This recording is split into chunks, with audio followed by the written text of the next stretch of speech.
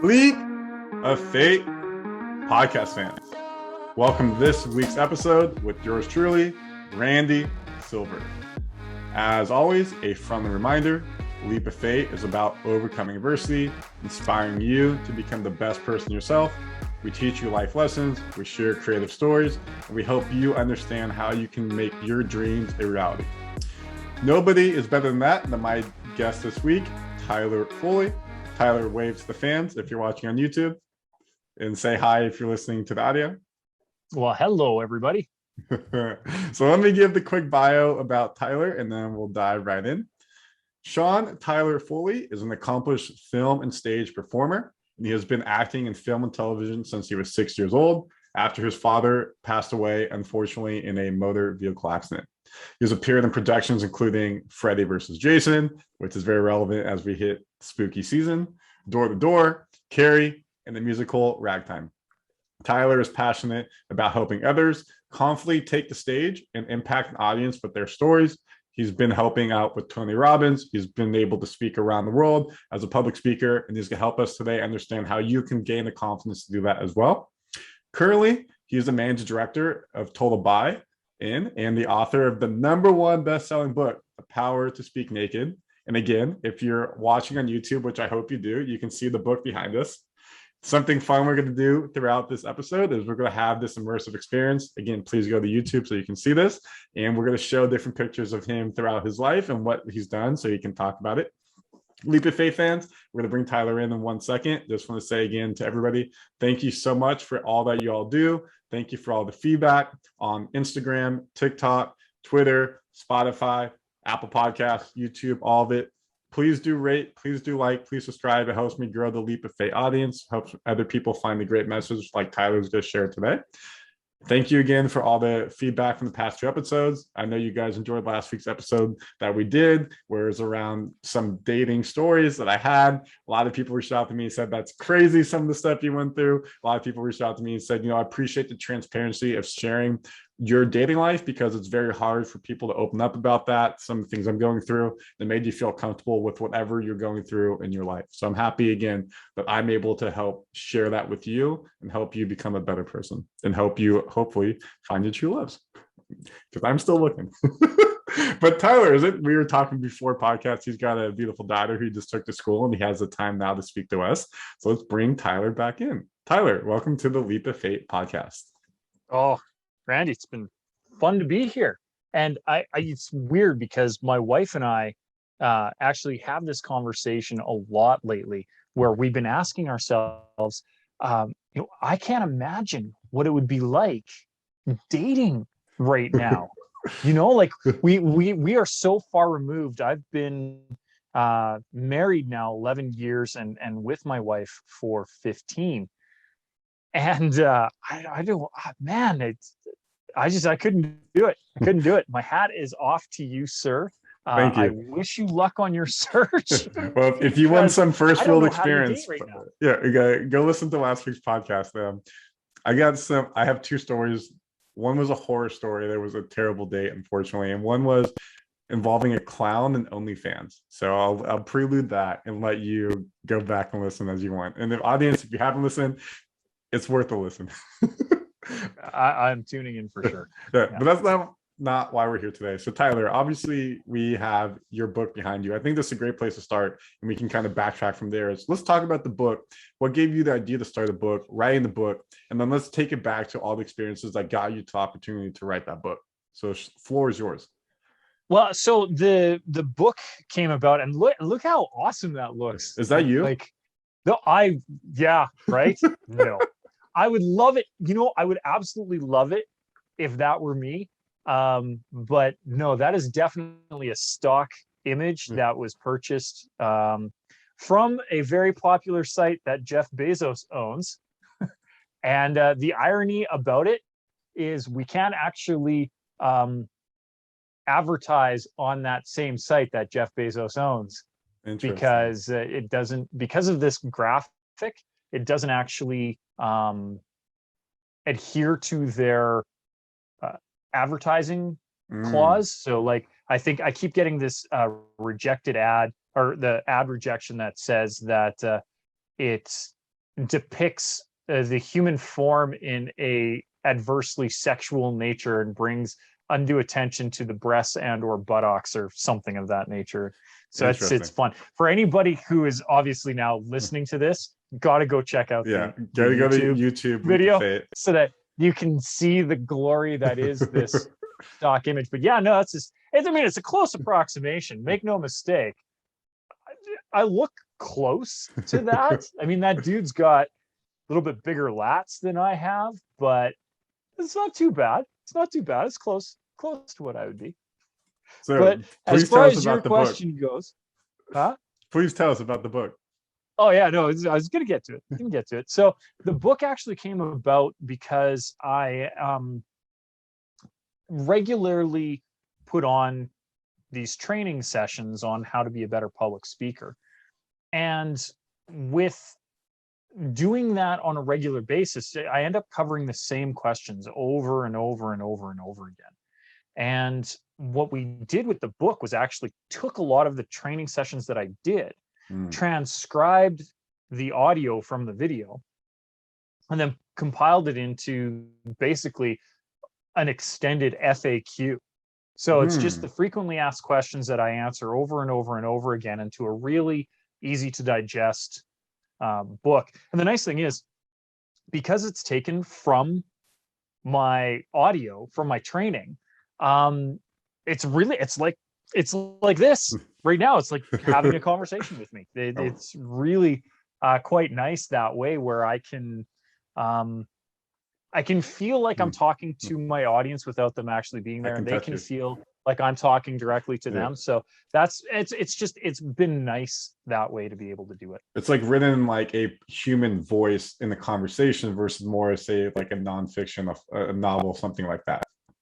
Well, and even like if I was to write, like, sit down and type, I'm editing my thoughts, and so the way and the language that I pick, I'm considerably more articulate and verbose I got you. when I'm typing, because I have a thesaurus available to me. But in reality, I have a fairly large vocabulary as it stands, but I'm not a walking thesaurus the way that I would be if I'm actually typing a memo. So for me, the book was a really nice way for people to actually get an introduction to who I am and what I do, without having to pay anywhere from $500 to $1,500 to be in a training seminar with me.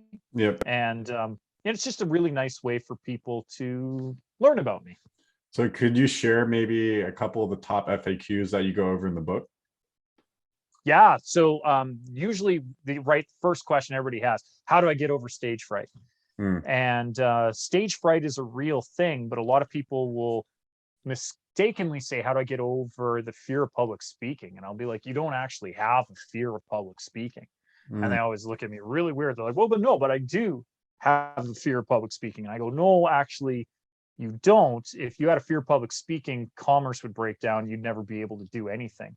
So for anybody who's ever been to a restaurant and ordered food,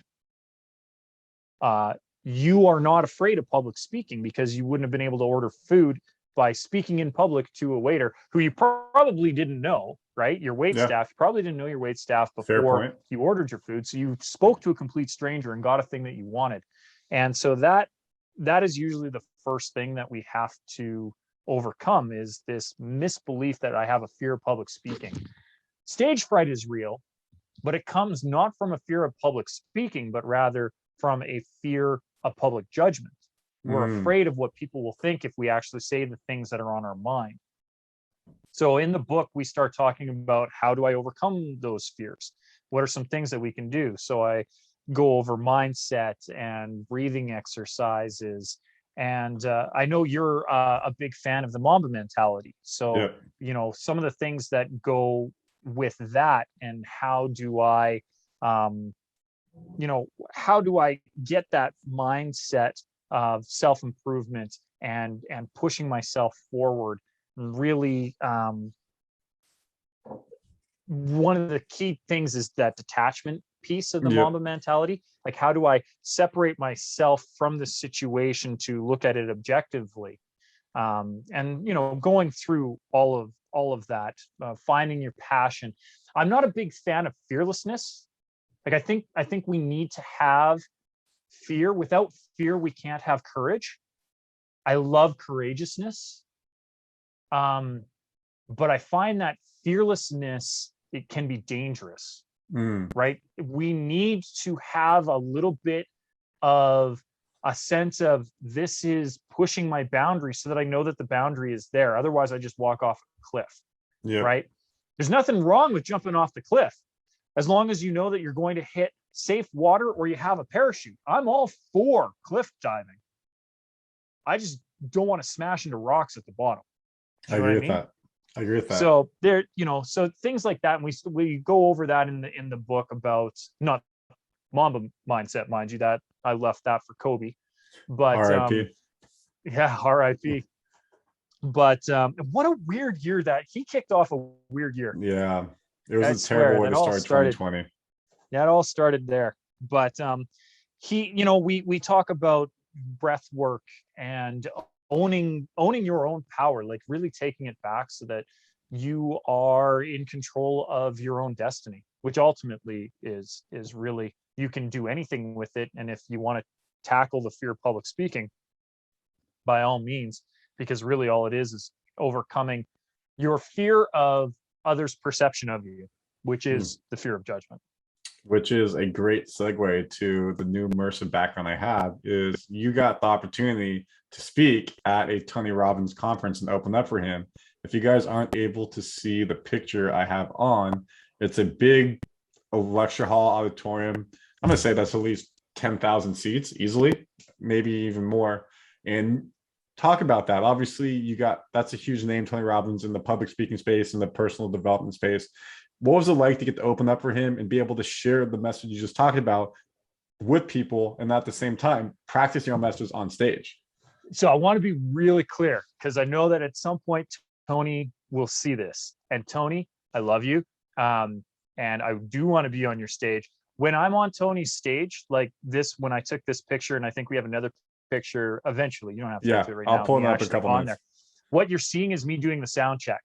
So they're right behind us. So what would be in the image right here is a dude named Art. And Art is a genius when it comes to AV. And what I was doing was helping him do the sound check. So this was for an event in Calgary. We had 9,000 people come through to see Tony and Phil Town. I think Molly Bloom might have been, no, Molly Bloom was for sure at that one. Rachel Hollis might have been at this one. I can't remember if this was Rachel's event or not, but we have a whole bunch of speakers that come through. I work with the Power of Success group, which is the team that brings Tony to my area. Got it. And so I am working on it.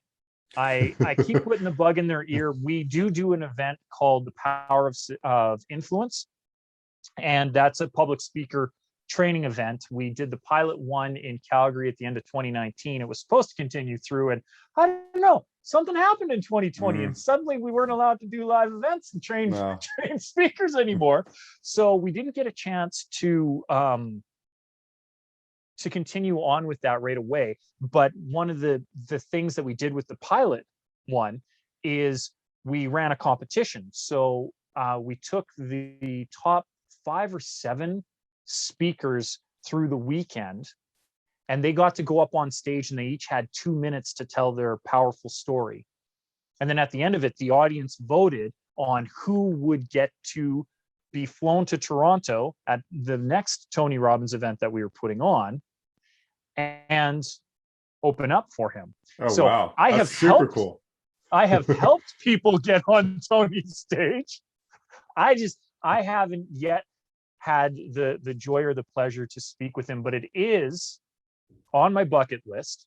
And, you know, I have had the pleasure of getting to meet him backstage half a dozen times, very briefly. He's a very, very busy man. Usually comes in and he goes. He's very tight security. But, you know, I've had the chance to have a few pictures where I get to, you know, do one of these things. Hello, Mr. Robbins, and arm around me kind of thing. So that's that's been really cool. But eventually I will get to it. But one of the things that I like about this background is it's a constant reminder to me that I am in proximity to that stage, Hmm. and that I have stood on it. And one of the things that I'm looking forward to is the day that I have this picture, well, where the auditorium is full of people instead of me just doing a sound check, talking to Art in the back, saying, "How you doing, Art?" Yeah. So to be able to do the sound check for this and bring people in, what are some of the key takeaways that you guys are able, or you're trying to get and share with people in a day like this, where you have 9,000 people in to listen to multiple speakers? Well, so on an event like this, one of it is for people to find their passion, really, right? One of the reasons it's called Power of Success is because different people define success in different ways. Mm, So, some people are looking for financial mastery, some people are looking for emotional mastery, relationships, whatever they're looking for. Sometimes they're measuring it from an internal, how are they improving themselves on a daily basis? Some people measure it on an external, how are they improving the world on a daily yeah. basis? And some people do both, right? And the whole design behind the Power of Success is to bring in multiple people that can resonate with somebody, because Tony is an amazing speaker, but not everybody resonates with him. Like my wife, no word of lie, was at this event, and she would have been sitting right almost in the front row. She was the first. There's the VIP Platinums, which is that first section, Yeah. and then there's a big gap because Tony loves to walk the whole auditorium. Big gap, and she was right on the corner, basically just off of the stair set, actually, on the corner looking up. And Tony came and did his big thing, and I was like, "What did you think after the event?" And she went, "Man, it's all right." Like he didn't resonate with her. But one of the speakers earlier was Nurka, and Nurka does NLP and What's NLP? hypnosis stuff. She's a phenomenal speaker herself. Jen loved her. Got She's it. like, and when she was done, she signed up for her course, went to the 2.5 day thing, and she's like, "Did you know that thoughts become things, and that we can control our destiny through the power of the mind, and the things that we internalize here manifest themselves externally?" And I'm like, "Yeah, Tony said that. Aaron Sky Kelly says that. I say that. We all say that, And she's like, "Yeah, but Nurka said." So it's all about resonance and Mm, bringing as many people together, which is why I like events like this, where you can have multiple viewpoints and you can find the message that resonates with you. yeah. Because ultimately, if you're at an event like this, you are looking for that constant self-improvement, right? Yep. You're looking for that black mamba thing that Kobe discussed. And one of the things too that I like about some of these events is, depending on how they're structured, they let you know that you're okay right now, right? Like continual improvement is great, but recognizing that where you are right now is just fine. Like you could be whole I on your agree. own. Yeah. And the first key is to be satisfied with what you have and where you're at, because otherwise it becomes this constant quest for more, and more isn't necessarily better. And so I love this event because it allows people to see different points of view, hear different people. One of my favorite speakers at these events is Phil Town. Technically, he's an investment guru, right? So when you go to a Phil Town event, you learn about how to trade on the stock market. But if you go to one of his 2.5 day seminars, it's so much more than investing, because he's talking about, first of all, mindset and understanding your relationship with money. And he talks about just how understanding your relationship with people. And him and his wife, Melissa, have one of the greatest marriages ever. Like I am constantly Envious. inspired by the love that they have for each other, particularly his Mm. love for her. That man would do anything for her. And she is this great yin to his yang and keeps him on track and tempered. And so they, they, to see them together, like they do the seminars together. He brings her up onto stage and she comes out every once in a while and puts him back in line. And it's just a beautiful thing to see. So being exposed to all those things, you can't help but constantly learn and constantly grow in that environment. And that's why this is one of my favorite pictures of all time, because it shows my literal proximity to that stage. And it's my mission to help people the best I can. And it starts with getting on there. And when people have the aha moment when you're speaking, or seeing, watching people have it, other people are speaking, you can see the breakthrough. And it's so, one, rewarding to see people have that breakthrough for themselves, but two, inspiring, like, okay, someone else is going through it. I need to dig deeper. I need to think deeper. And I'll have that breakthrough for myself. And once I have that breakthrough, what are those next steps to get to that point I want to get to, or what are the goals I want to have with this breakthrough and move forward? So it's interesting that you use the term breakthrough. One of the first introductions that I ever had to personal development, self-development, was Dr. John Demartini, who has a program called the Breakthrough Experience, which if anybody gets a chance to go to, it is phenomenal.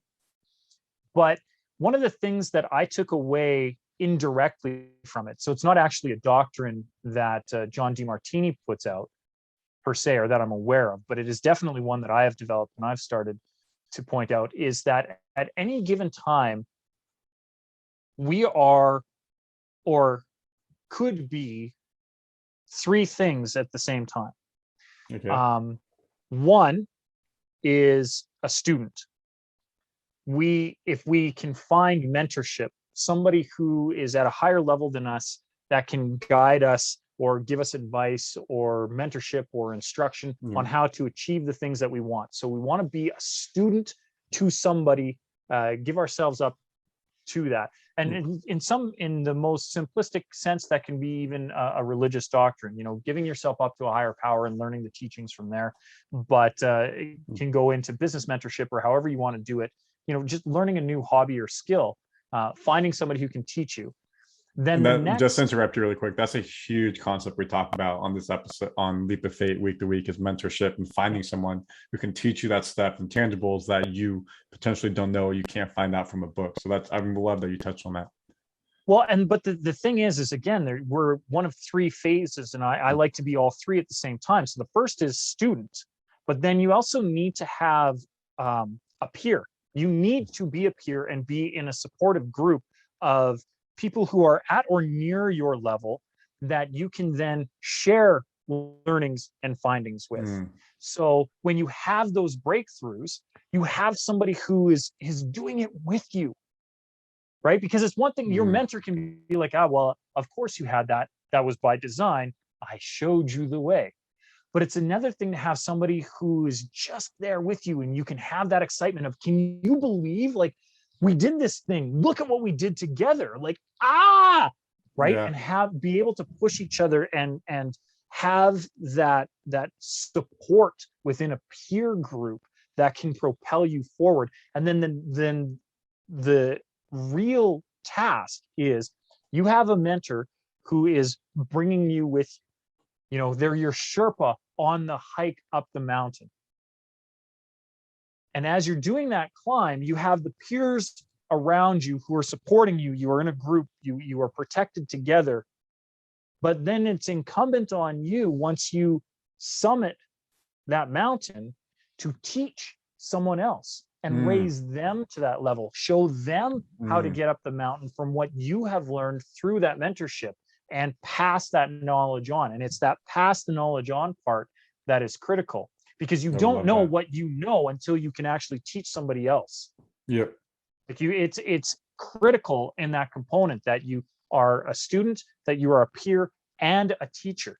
You need to have that teaching component too. So combining all of those and recognizing that you are all three at the same time, that you are learning from a mentor, that you are a peer, and be a good peer, be a supportive Yeah. peer, be a peer who shares, right? So that the tide raises all boats.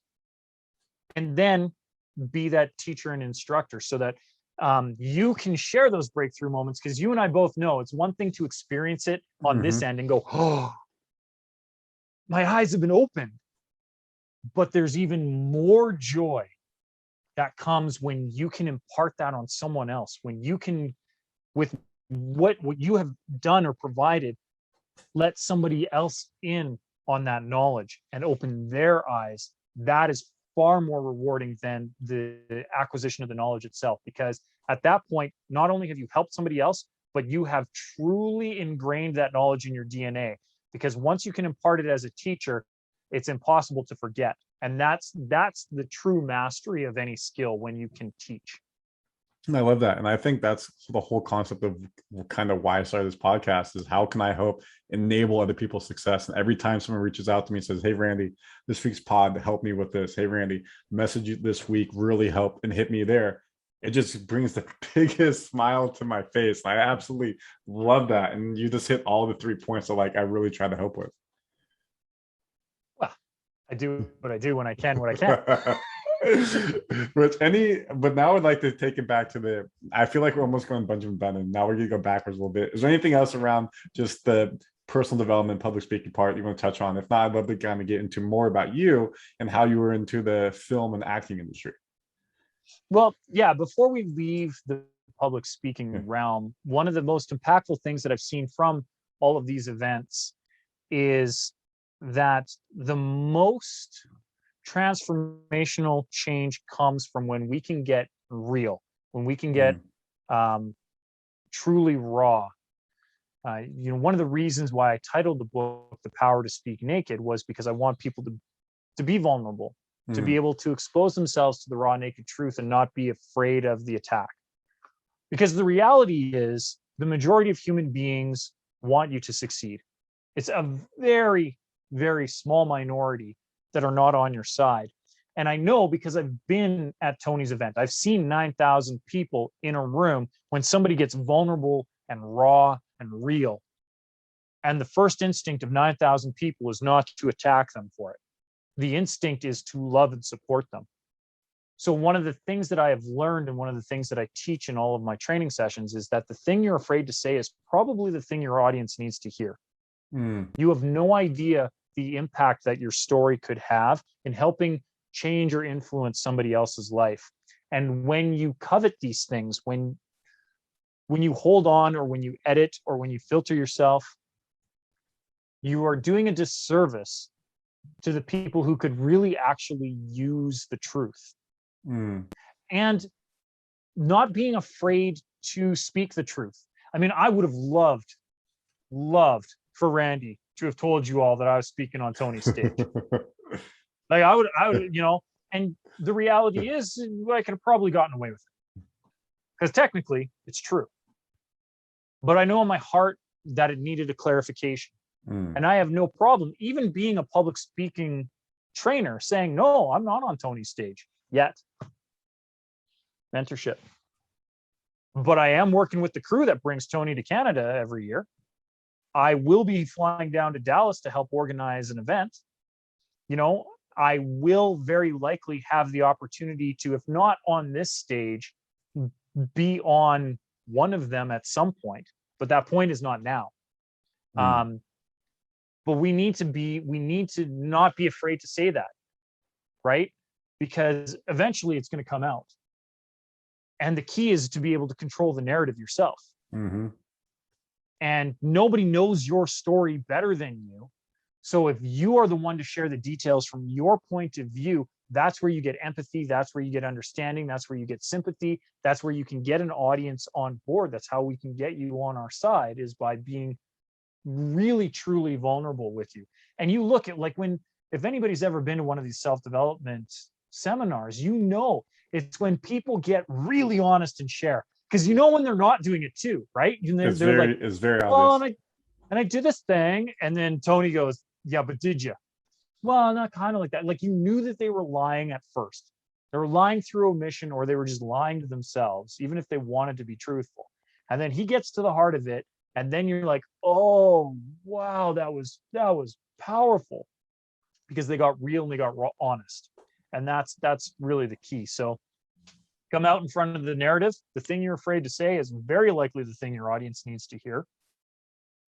Tell it through your viewpoint, tell it through your story. Don't use hyperbole. Come out and tell it how it was. The more detailed it is, the more universal it'll speak to your audience. That's actually something that I learned from Bo Eason, who's a phenomenal speaker and former NFL player. That the more detailed, the more specific, the more true to just your story is, the more universal it will speak to an audience. And the more you try to whitewash something or make it generic or plain so that it speaks to everybody, the fewer people will pay attention and listen, because it speaks to nobody. That's a great quote. I love that quote. That was powerful. I honestly have nothing to add to that. I don't know how to segue from that into your life. I'm just gonna go for it. So let's go. Let's go for it. Let's hop on the journey and find out about my acting. Let's find out about your acting. So again, I think you guys can see that he's Tyler, excuse me. I don't want to just call him he. He's right here. You can see him. Tyler has one, really good public speaking. You don't hear him saying uhs, likes, but two, the message, the mindset is exactly what we talk about leap of faith, and being able to be vulnerable, open up, share what you're going through. And by doing that, maybe your goal is like Tyler said, he wants to eventually be on stage with Tony Robbins, but maybe it's a 6-month goal, maybe it's a 3-year goal, 5-year goal. But opening up, sharing those goals, and understanding the steps you can take to get there will help you achieve those in whatever time frame it may take. It may not happen today, but when you're open about it, you will have the opportunities to make it happen. Well, and I want to please continue. Just before we segue into acting, one of the things that you brought up was that I don't do the ums and the ahs. Now, if you want to be a really good, powerful public speaker, yes, you want to get rid of those filler words. But the more conscious you are of them, it doesn't necessarily mean that you're going to not use them. Being aware of what your speech pattern is helpful. Mm-hmm. But the real key to eliminating ums and ahs is being so immersed and aware of who you are, what your story is, and what your messaging is, that your brain doesn't have the chance to stop and pause, because it's now almost an autonomic reaction where it's subconscious in its delivery, because it's ingrained in who you are. Yep. If I have to think about things, the natural tendency for anybody is to right, we'll have the stutter, or we'll have the pause. Usually that's when we aren't entirely sure of what we're about to say. Mm-hmm. The power of using your own story is it's instant recall. If you're using powerful imagery from your past, from memories that are so deeply ingrained that you'll never forget them, it's impossible to not continue on this story. You don't need to pause for the ums and the ahs. They will naturally disappear because there's no room for it. The room comes from, what do I say now? Where do I segue from here? Tyler just said a whole bunch of stuff. Over to you, Randy. Yeah, and to take it even grander, I'm a sales manager, and the first thing I do with every new person is I do film review. I make them do a demo and we watch it. And the reason you're saying here, the ahs here, is because you don't know what to say. You need to be concrete in the information you're sharing to not have to use a filler. What he's saying is, like, if you know your whole backstory, why are you going to use and ahs? Because you know your story like back. So whenever you're doing in life, if you're a sales rep, engineer, talking to people, as long as you feel confident, you're not going to need to go, what's the next thing I'm saying? It'll just be very natural. And that concrete, you nailed it on the head. The concrete understanding of your material comes from confidence, and confidence comes through competence. Competence comes through repetition. The more you do something, the more comfortable you will be with it, the more confident you will be with it, because the more competent you will be with it. There's actually a legal definition of competency: adequately qualified, suitably trained, with sufficient experience to perform the task with minimal or no supervision. And how you determine your qualifications and the training necessary to do that are entirely up to you. But it's that sufficient experience to perform the task with minimal or no supervision that is the critical point. The only way that you can get to that is through repetition. And only through repeated efforts will you find the perfection that you're looking for in that craft. So I would strongly encourage people, if public speaking is a thing that you want to do, regardless, pick the thing you want to do, right? I want to be a more competent drummer. I want to be a more competent goaltender. They are my favorite hobbies.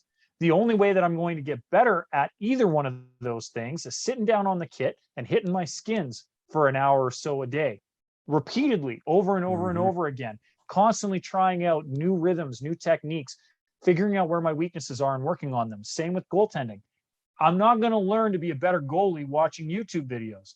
I'm going to learn to be a better goalie by actually getting out onto the ice and stopping pucks. Yeah. Yes, the YouTube videos are really helpful instructional guides for me to learn techniques that I can then try on the ice. But if I never get out and try it, I'm never going to get better. And so if you want to be a better public speaker, you got to get out and start speaking. You want to be more fit, you got to start moving your body. You want to feel healthier, you got to be moving your body and eating better. Like it's not rocket science, but you have to do it continually until it becomes habitual, until it is ingrained in the subconscious. And then, just like the ums and the ahs, it just happens naturally. You'll either get rid of them or you will find your path. And that'll be second nature. And for you, public speaking obviously is second nature, and that comes from just years of having to perform in repetitive nature, practicing lines, being in front of a camera. If you now are looking at the YouTube video, you can see I've changed immersive experience to Tyler on a red carpet. So as we kind of round down third here and take in more into your life, tell us about like growing up, acting, performing, all that goes with it. Well, I mean, I was born a performer. And we can tell. Yeah, I know. You are all shocked to hear this right now. I know. Calm yourself. It's true. I was born a performer. It's ingrained in my DNA. But oftentimes I wonder, how much is nature and how much is nurture? Right? Yes, I was I know that this is who I was meant to be. So there's got to be a DNA and nature component to it. But I also was privileged to get to be on stage at 6 years old. I mean, not a lot of people get that opportunity to be exposed to something like that so early on. And so for me, I got to grow up loving the stage. The first time I experienced stage fright, I was 14, 8 years after being on stage. And so when I first experienced stage fright, it was an oddity, but it wasn't my first experience. And so for me, I was able to go, this doesn't feel right. I don't like it. But I didn't associate that with being on stage. What I associated it with was a feeling that I didn't want to repeat, versus most people whose first public speaking experience is usually not associated with a positive thought. If I was to ask most people, what was the first time you remember speaking in public? Usually it's being called upon by the teacher in a classroom. Probably. And most people don't have a positive association with that. There's a couple of keeners like me who were like, super scholastic, and I didn't mind being called upon by the teacher because I had the right answer. But maybe I had the right answer because, again, by the time I was being called on by the teachers, I'd already spoken in front of people. So I wasn't nervous and I didn't care. But most people's first association speaking in front of people is usually in a classroom setting, being asked a question that they didn't really know the answer to, and they kind of stumbled through it, and maybe the class laughed at them. And at that point, that became their association with speaking in public. The reality is that's not what speaking in public is like. Usually, if you've been asked to speak in public, is because you know the answer. When you got called upon in elementary school, you maybe didn't know the answer because you were learning. But when you get asked to present as a public speaker, you know the answer. Or for me, even easier, when I was acting, I had the script. Not only Yeah. did I know what I had to say, I knew what other people were going to say. So you would come and you'd be like, this is the line. And then I would go, and this is my line back to you. And we would do this thing. We knew the process. We knew how it progressed. We knew what the sequence was. And so it's real easy in that scenario, which again, why do you tell your story and not somebody else's? Because it's hard to remember somebody else's story, but it's real easy to remember yours. And that creates this comfort zone around public speaking. So if you want to be effective with it, practice, know your own story, and recognize that one experience doesn't translate into all experiences. I would never eat celery if I associated it with my first experience of eating celery. I didn't like it. Didn't like it for years. Now it's my favorite evening snack. Celery, a little bit of peanut butter, especially after a game. Oh, hydrating, quenching, fills me up. So good. I love that. So can you share any stories potentially you went to audition and you actually crushed it, or vice versa, you went to audition and turned out terrible and you were like, well, that's a learning lesson? Oh yeah. No, I not even just an audition. I remember getting so complacent with my craft, thinking that I was like the man, that it would have been my 10th grade drama finale, like the final. Okay. So when you're at a fine arts high school, you don't do an exam, you do a performance. And so it would have been drama 10, and we had to give a monologue. And oh man, I kind of 15-year-old Tyler Foley knew everything.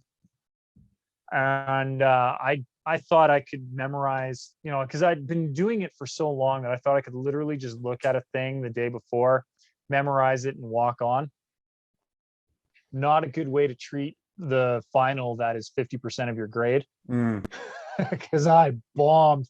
Oh man, I got second time I ever experienced stage fright. So the first time, 14 years old, giving a Remembrance Day or a Veterans Day presentation. I read a poem in front of a bunch of veterans. Like I'd never done it in front of veterans before. I'd read the poem dozens of times previous, but this was the first time I'd read it in front of veterans. And that's where that first sense of judgment came in, because I was like, who am I to do this? And then when I gave this this monologue at 15, I hadn't prepared. And I was watching all the other people go up and do it. And usually, and that's, by the way, that's key. That's an indicator. Pay attention to that. Anytime you're like, these other people did this, that's self-judgment, right? Like you can't have that mindset. Forget what other people did. What did you do? Yeah. That was part of my problem. So I'm watching other people do it and I'm like, oh, they're good. And then it's, what did you do, Foley? Huh? Not a lot is the answer, Randy. I did zero prep, zero prep work. And it was atrocious. It went off the rails so quick. And I had to get out of there really fast. But it was a really good learning lesson for me that, you can't just show up, right? You have to do prep work. Even now, we're doing an unscripted, unprompted interview. Yep. But it's not off the cuff for me. Tyler, thank you so much for coming on today. You've done an unbelievable job. Please, everyone, if you want to go check out his book, The Power to Speak Naked, I will have the link in my bio on all YouTube, Spotify, Apple, all of that. Tyler, if people want to find you on social media, anything like that, how can they find you? The best way is just to go straight to my website. So SeanTylerFoley.com. Sean is spelled the proper Irish way, SeanTylerFoley. When you go there, tell them Tyler sent you. We have a whole bunch of free downloads on there. So anybody who wants to get on my mailing list, we can provide you with a ton of value for doing that. I've got a link to all my socials there, including the new Facebook group that we've launched. So if anybody wants to get in on the Facebook group, it's free, and I'm coming on every Tuesday giving training just like this for at least 20 minutes. Oftentimes I go over because Lord knows I can't stop talking. And if I get really good questions, some of those training sessions go 2.5, 3 hours. If we're doing really good deep dives and people are engaged and enjoying it, I will serve until people log off. So Or until anybody your who wife wants tells to you it's reach dinner me, time. Either or. yeah, SeanTylerFoley.com. That's where you go. SeanTylerFoley.com. That will be in the bio as well. Sean, thank you for coming on today. This is the Leap of Faith podcast. Please do go like, subscribe if you like this content on all the different channels, YouTube, Spotify, Apple, all that good. Sean, we're going to do the sign off right now, so please repeat after me. Stay healthy. Stay healthy. Stay wealthy. Stay wealthy. And have a good week, fans. Create a good week, fans. Create a good week, fans. I like the dynamic there. Deuces. Deuces.